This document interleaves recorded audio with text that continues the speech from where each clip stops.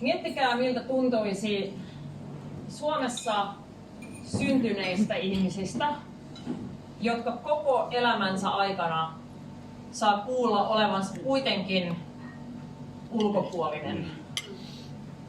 Et sulla ei oo, voi olla, että sulla on juuret jossain muualla.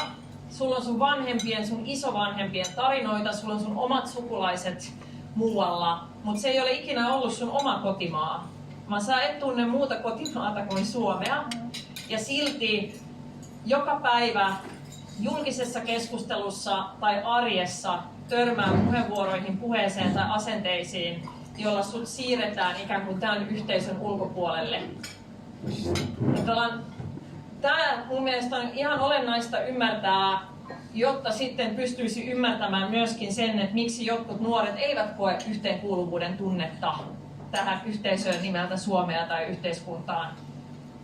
Miten sä voisit tuntea sitä, jos sä oot toistuvasti joutunut kokemaan ulkopuolisuuden tunnetta siinä ainoassa paikassa, mitä sä kutsut sun kodiksi ja omaksi kotimaaksi? Tämä